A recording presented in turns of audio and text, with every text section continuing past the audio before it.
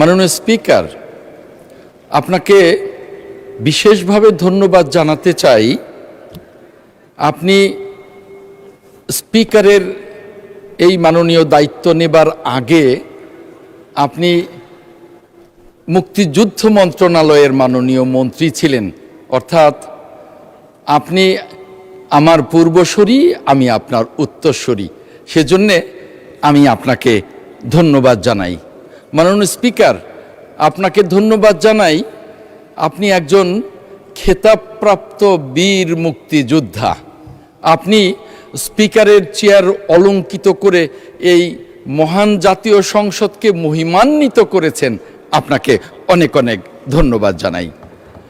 মাননীয় স্পিকার, ধন্যবাদ ও কৃতজ্ঞতা জানাই আজকের সংসদ নেতা মাননীয় প্রধানমন্ত্রী জনাব তারেক রহমানকে, যিনি আমাকে মনোনয়ন দিয়েছেন।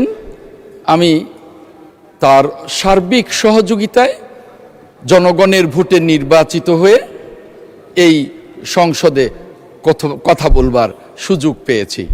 মাননীয় স্পিকার, আজকের সংসদ নেতা জনাব তারেক রহমান, যার দীর্ঘ রাজনৈতিক পথ পরিক্রমায় তিনি নির্যাতিত হয়েছেন।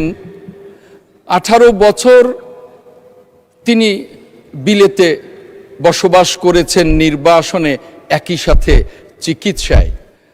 আজকের সংসদ নেতা মাননীয় প্রধানমন্ত্রী যখন বিলেতে যান, তার আগে তিনি দীর্ঘ সময় হসপিটালে ছিলেন। তার আগে তিনি দীর্ঘ সময় নির্যাতিত ছিলেন। নির্যাতন এতটাই চরম ছিল যে একদিন ঢাকার একটি কোর্টে তিনি 35 মিনিট চোখের পানি ফেলে তার নির্যাতনের একে একে বর্ণনা করেছেন। কিন্তু তিনি নিজেকে দেশপ্রেমে বলিয়ান রেখে নিজেকে ঠিক রেখেছিলেন এবং তিনি ঠিক তার বাবার মতো, তার গর্বিত মায়ের মতো তিনি ঠিক ওই ফ্যাসিবাদের কাছে আত্মসমর্পণ না করে বীরের বেশে দেশে ফিরে এসে জনতার ভোটে এই 2/3 মেজরিটি নিয়ে আজকের এই সংসদ নেতা নির্বাচিত হয়েছেন, বাংলাদেশের প্রধানমন্ত্রী নির্বাচিত হয়েছেন। আমি সংসদ নেতা মাননীয় প্রধানমন্ত্রীকে ধন্যবাদ জানাই। মাননীয় স্পিকার, আমি স্মরণ করি স্বাধীনতার মহান ঘোষক, রণাঙ্গনের মুক্তিযোদ্ধা শহীদ রাষ্ট্রপতি জিয়াউর রহমানকে। মাননীয় স্পিকার, আমি স্মরণ করি বাংলাদেশের গণতন্ত্রের আজন্ম যোদ্ধা, যিনি বাংলাদেশের মহান অভিভাবক, যিনি গণতন্ত্রের লড়াইয়ে কোনোদিন আপোষ করেননি, যিনি বাংলাদেশকে একটি গণতান্ত্রিক দেশ হিসেবে বিশ্বের কাছে দাঁড় করাবার যে চেষ্টা সারা জীবন করেছেন এবং শেষ পর্যন্ত তিনি জয়ী হয়েছেন। আজকের এই মহান সংসদে তিনি থাকলে আজকের সংসদ মহিমান্বিত হতো। আমরা তাকে পাইনি। আজকে তারপরেও তার যিনি সুযোগ্য সন্তান, তাকে পেয়েছি। তাই আজকে সেই মাননীয় দেশনেত্রী ম্যাডাম খালেদা জিয়াকে শ্রদ্ধার সাথে স্মরণ করি। মাননীয় স্পিকার, আমি শ্রদ্ধার সাথে স্মরণ করি আমার মরহুমা মা বাবাকে। মাননীয় স্পিকার, আমি শ্রদ্ধার সাথে স্মরণ করি মহান মুক্তিযুদ্ধের যারা প্রাণ দিয়েছেন, যারা গণহত্যার শিকার হয়েছেন, মহান মুক্তিযুদ্ধের শহীদদের প্রতি এবং মুক্তিযুদ্ধের সাথে যারা সংশ্লিষ্ট তাদের প্রতি আমি শ্রদ্ধা জ্ঞাপন করি।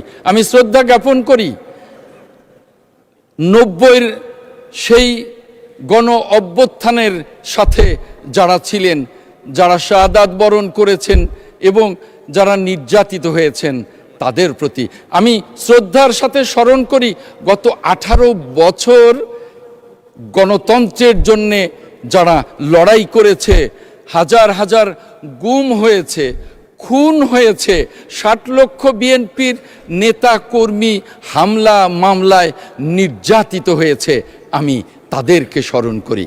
আমি স্মরণ করি সর্বশেষ এই জুলাই গণঅভ্যুত্থানে বিএনপি সহ অন্যান্য সকল রাজনৈতিক দল, ছাত্র জনতা এবং দেশবাসী যারা জুলাই গণঅভ্যুত্থানে সক্রিয় অংশ নিয়েছেন, যারা সমর্থন দিয়েছেন, আমি তাদেরকে স্মরণ করি। মাননীয় স্পিকার, ধন্যবাদ এবং কৃতজ্ঞতা জানাই আমার নির্বাচনী এলাকা অবহেলিত বাসাইলবাসীকে, যারা তাদের বঞ্চনা থেকে মুক্তি পেতেই আমাকে উজাড় করে ভোট দিয়েছেন। আমি আমার সেই প্রিয় বাসাইলবাসীকে আমি ধন্যবাদ জানাই, কৃতজ্ঞতা জানাই। মাননীয় স্পিকার, আমি ধন্যবাদ এবং কৃতজ্ঞতা জানাই আমার নির্বাচনী এলাকা নির্যাতিত সখীপুরবাসীকে, যে সখীপুরবাসী 1982 সালে স্বৈর শাসক এরশাদ অবৈধভাবে ক্ষমতায় আসবার পর আটিয়া বন আইন নামে একটি কালো আইন করে সখীপুরের 14টি মৌজার সমস্ত বিকিকিনি বন্ধ করে দেন, খাজনা খারিজ বন্ধ করে দেন। তাদের কান্নার সাথে আমি সহপাঠী, আমি তাদের কান্নার সাথে আমি সমব্যথী।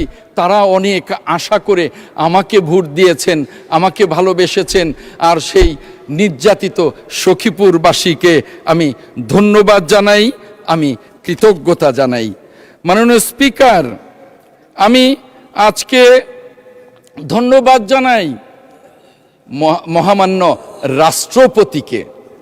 রাষ্ট্রপতিকে ধন্যবাদ জানাতে অনেকেরই বিতর্ক আছে, অনেকেই চান না, কিন্তু আমি মনে করি রাষ্ট্রপতির ভাষণ সম্পর্কে আনিত ধন্যবাদ প্রস্তাবে আমরা যারা ঘন্টার পর ঘন্টা আলোচনা করছি, ধন্যবাদ জানাচ্ছি, অথচ যারা ধন্যবাদ জানাতে চান না তারাও তো রাষ্ট্রপতির আনিত প্রস্তাবে ঘন্টার পর ঘন্টা অংশ নিচ্ছেন। কেন? তারা তো ধন্যবাদ জানাবেন না, তাহলে এই সময়টা তারা নিচ্ছেন কেন? এটা কি নিজেদের সাথে প্রতারণা নয়? মাননীয় স্পিকার, মাননীয় স্পিকার, আমি বলতে চাই যে রাষ্ট্রপতি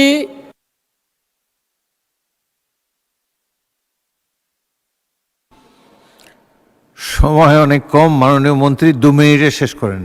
স্পিকার, আমাকে 5 মিনিট সময় দিলে আমি খুশি হব। মাননীয় স্পিকার, আমি বিরোধী দলীয় নেতাকে ধন্যবাদ জানাতে চাই। তিনি যেদিন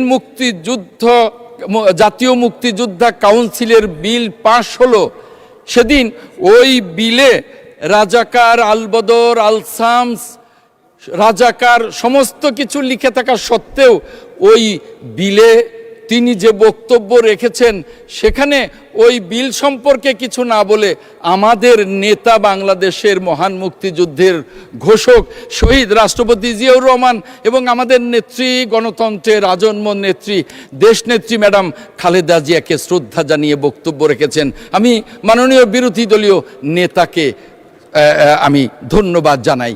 সাথে সাথে আমি বলবো, আজকে নতুন করে এই যে আন্দোলনের আওয়াজ শুনছি, আমরা তো এই সংসদ 18 বছরের আন্দোলনের ফসল, এই সংসদ জুলাই আন্দোলনের ফসল, এই সংসদ বিএনপির 60 লক্ষ নেতা কর্মীর নির্যাতনের ফসল, এই সংসদ বিএনপির হাজার হাজার নেতাকর্মীকে গুম খুন করা হয়েছে সেই আন্দোলনের ফসল। এই সংসদকে আমরা ব্যতিক্রমী সংসদ বলি। এই সংসদের মধ্য দিয়ে আমরা সামনের দিকে এগিয়ে যেতে চাই। আমরা আর বিরোধী দলকে ওই ভাষায় দেখতে চাই না যে জ্বালো জ্বালো, আগুন জ্বালো, গণতন্ত্রের উপরে আগুন জ্বালো। আমরা এটা দেখতে চাই না। আমরা এই সংসদের মধ্য দিয়ে একটি গণতান্ত্রিক সমাজ ব্যবস্থা কায়েম করতে চাই। আজকে বিরোধী দল বলেন যে একজন নেতা সেদিন বলেছেন যে আমরা গণতান্ত্রিক সমাজ ব্যবস্থার জন্য লড়াই করছি। তাহলে বলবো যে আপনাদের দল জামায়াত ইসলাম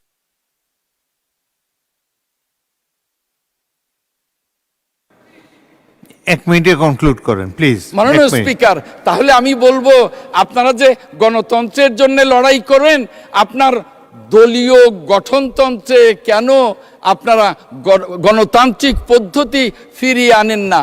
আজকে দেখলাম একজন মাননীয় সংসদ সদস্য বললেন যে আমরা তো বেহেশতের টিকিট চাই, আপনারা কি তাহলে দুজকের টিকিট চান? নাউজুবিল্লাহ মিন জালেক। কোন মুসলমান দুজকের টিকিটও চাইতে পারে না, কোন মুসলমান বেহেশতের টিকিটও চাইতে পারেন না। মাননীয় স্পিকার, এই বিশ্ব ব্রহ্মাণ্ড তৈরি করবার সময় যিনি রাব্বুল আলামিন যাকে সবচেয়ে বড় সম্মান দিয়েছেন তিনি হলেন আমাদের প্রিয় নবী হযরত মুহাম্মদ সাল্লাল্লাহু আলাইহি ওয়াসাল্লাম। তাকেই বেহেশতের টিকিটের এখতিয়ার দেন নাই, দিয়েছেন শুধু শাফায়াতের টিকিটের এখতিয়ার। বেহেশতের টিকিটের এখতিয়ার একমাত্র রাব্বুল আলামিনের কাছে, আর ওনারা সেই বেহেশতের টিকিট বিক্রি করেছেন। এটা